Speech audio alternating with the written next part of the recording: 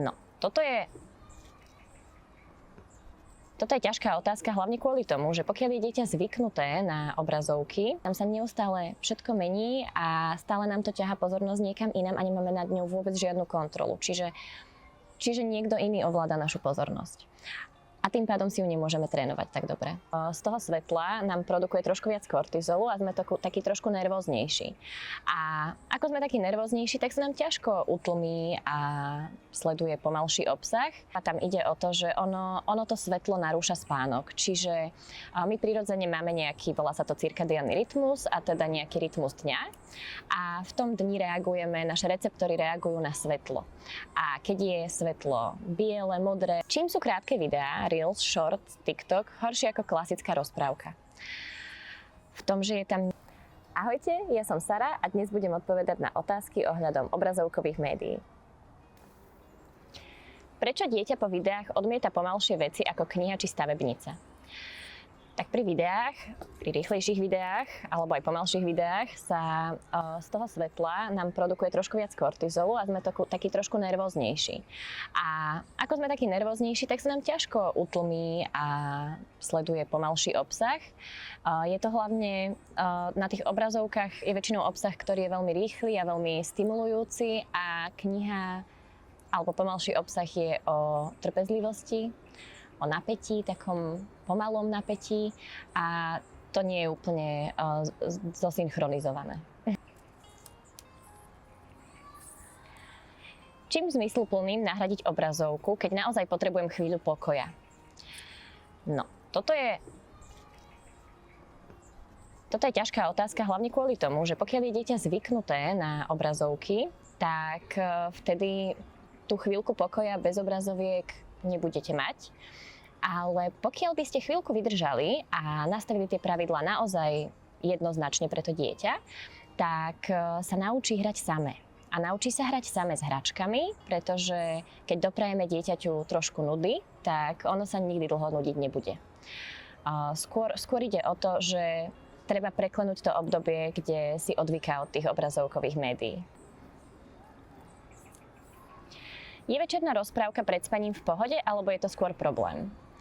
Je super čítať si rozprávku pred spaním, je super počúvať rozprávku pred spaním, ale čo sa týka rozprávky na obrazovkách, tak znova tam ide o to, že ono to svetlo narúša spánok. Čiže my prirodzene máme nejaký, volá sa to cirkadiánny rytmus, a teda nejaký rytmus dňa. A v tom dni naše receptory reagujú na svetlo. A keď je svetlo biele, modré, tak vtedy naša nervová sústava vie, že by sme mali byť hore a mali by sme byť aktívni. A potom, ako sa tlmí prirodzené svetlo dňa, tak ide do červenších, oranžovejších odtieňov a vtedy naše receptory vnímajú, že aha, tak už je čas pripravovať sa na spánok a je čas na to, aby sme sa upokojili a produkujú sa iné hormóny, ktoré nám pomáhajú so zaspávaním. No a práve obrazovky majú tie modré a biele svetlá a tým pádom naše telo si povie, že aha, tak teraz mám byť aktívny a potom sa ťažšie zaspáva. Čiže určite by som povedala, že rozprávky sú super, ale rozprávky v hovorenej forme alebo v čítanej. Čo robiť, keď dieťa dostáva obrazovky u starých rodičov bez limitov? To je častý problém a dôležité je sa porozprávať so starými rodičmi, vysvetliť im, ako to funguje, edukovať ich na to, pretože tie informácie dávnejšie neboli také, aké sú dnes. A keď niečo pochopíme, tak sa nám to ľahšie dodržiava. Ale dá sa to aj inak a teda pokiaľ máte doma nastavené nejaké pravidlá a tie sa tam dodržiavajú, tak je prirodzené, že v rôznych prostrediach sú tie pravidlá rôzne a treba sa o tom s dieťaťom rozprávať, že prečo to tak my máme, prečo je to tak správne a keď je to niekde nejak inak, tak je to už na tom dieťati, aby si na to urobilo názor a aby ste ho viedli ďalej správnym spôsobom a aby vyrástlo do toho, že to bude mať uchopené. Ako Ako to celé zvládnuť bez toho, aby som sa cítil ako zlý rodič vždy, keď potrebujem 5 minút pre seba? No, ideálne naozaj naučiť dieťa sa nudiť a teda sa hrať samé, pretože nie je jediná cesta k tomu, aby ste mali 5 minút pre seba, dať dieťaťu displej do ruky. Samozrejme je to trošku náročnejšie, ale existuje veľmi veľa aktivít, ktorými sa to dá nahradiť. Môže robiť nejakú kreatívnu činnosť, dať mu k dispozícii farbičky, papiere, poprípade nožničky, pokiaľ už je v takom veku. A lepidlo, nech si lepí, nech si vytvára, alebo stavebnice. Nájsť nejaký alternatívny program pre to dieťa a užiť si tých 5 minút pokoja. Ako to zvládnuť, keď má dieťa staršieho súrodenca, ktorý obrazovky používa bežne? Rozprávať sa o tom. Rozprávať sa o tom, ako to mal starší súrodenec, keď bol vo veku mladšieho súrodenca. Rozprávať sa o tom, prečo máme takto nastavené pravidlá. Porozprávať sa o tom, že keď bude v tom istom veku, bude mať tiež viac času na to, stráviť čas na telefóne, tablete alebo telke. A udržať tú hranicu, udržať to pravidlo a rozprávať sa, vysvetľovať a pýtať sa, ako tomu rozumie to dieťa. Koľko času pred obrazovkou je pre 3 až 6 ročné dieťa denne akceptovateľné? Odporúčané je maximálne 30 minút denne, a to nie každý deň. Tých 30 minút je dosť dlhá doba na to, aby si pozrel rozprávku, ktorá trvá väčšinou teda maximálne tých 30 minút. Alebo aby si zahralo nejakú edukačnú aktivitu na tablete. Ale vždy je aj tak lepšie, keď sa rozhodnete stráviť nejaký čas spolu a zahrať sa spolu nejakú hru, porozprávať sa, vyskúšať spoločné varenie alebo čokoľvek iné. Je rozdiel, či dieťa pozerá 30 minút v kuse alebo tú istú pol hodinku rozkuskovanú cez celý deň. Je to rozdiel asi, ale závisí to veľmi od kontextu. Pokiaľ sú to 5-minútové rozprávky, ktoré púšťate, tak je v poriadku, keď si pustí viackrát za deň, ale za mňa je určite lepšie, keď to má nejakú štruktúru, má to jasné ohraničenie časové a to dieťa vie, s akým časom môže rátať. Čiže za mňa by to bolo maximálne na 2 časti rozdelené. Ako reagovať, keď dieťa pýta obrazovku doslova každú chvíľu? Je najmä o to, ako máte nastavené pravidlá s obrazovkami doma a je dôležité, aby tomu naozaj všetci členovia domácnosti dobre rozumeli, že ako je to nastavené a aby sa to dodržiavalo. Najdôležitejšie zo všetkého je neustúpiť z tých pravidiel a pokiaľ sa vám to podarí, tak dieťa za chvíľku prestane pýtať každú chvíľu obrazovku. Ak by to náhodou neprestávalo aj tak je dobré nastaviť si presný čas, že pozeráme o 7 večer večerníčka. A to je ten čas, kedy sme pred obrazovkou. Dieťa tým pádom vie, že celý deň má na to, aby sa hralo iným spôsobom a o tej 7 bude mať vždy istotu večerníčka. Ako spoznám, či už dieťaťu obrazovky reálne škodia? Ak nad tým rozmýšľate, či im náhodou neškodia, lebo na to máte nejaký dobrý dôvod, napríklad správanie dieťaťa, tak je možné, že už trošku aj áno.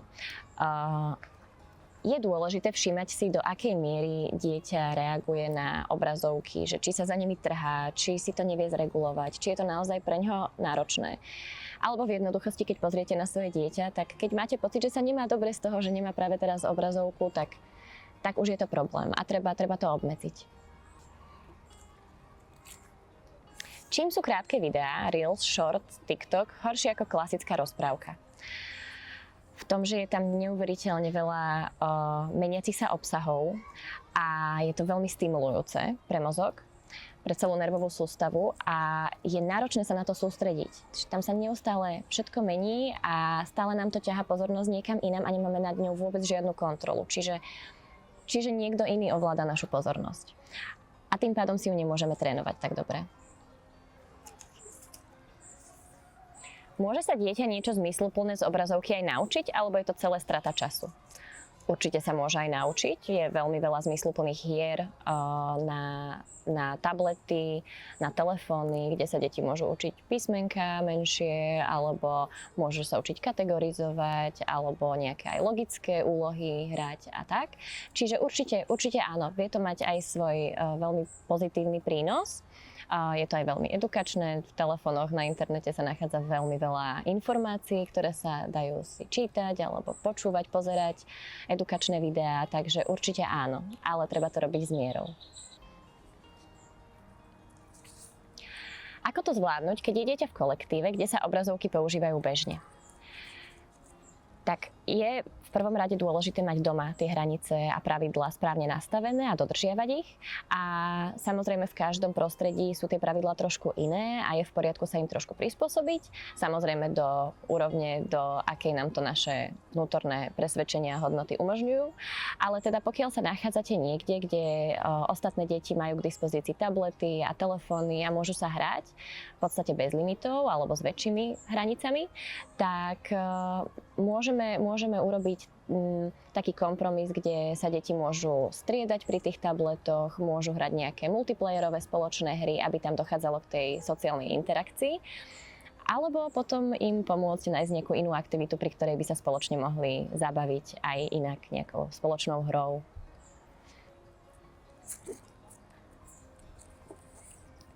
Používam rozprávku, aby sa dieťa upokojilo alebo najedlo. Robím tým chybu?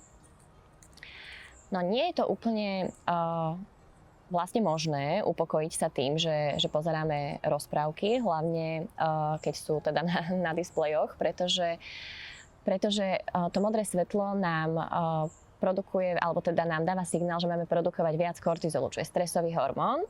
A teda je to presne preto, že za bieleho dňa, v strede dňa máme biele svetlo, ktoré naše receptory prijímajú a teda máme byť aktívni a je to presný opak upokojenia sa vlastne. Čiže akékoľvek obrazovkové médiá, alebo teda obrázkové médiá, keď pozeráme, tak určite nás to neupokojí. Vie nám to na chvíľku nás to zaujať, čiže vieme tým dieťa na chvíľku zaujať, aby bolo staticky na jednom mieste a pozeralo rozprávku, ale upokojiť ho tým určite neupokojíme. A druhá vec teda pri jedle je dobré, aby sme sa naozaj sústredili na to jedlo, pretože každé jedlo má svoju štruktúru, svoju vôňu, svoju chuť a my potrebujeme si zvyknúť na tie chute. Deti majú tendenciu jesť menej veci a teda potrebujeme to rozširovať, aby boli dostatočne vyživené a keď ich odpútavame ich pozornosť tým, že im dáme nejaké obrázkové médium, tak sa na to jedlo nesústredia a nemajú ako si to vystimulovať vlastne.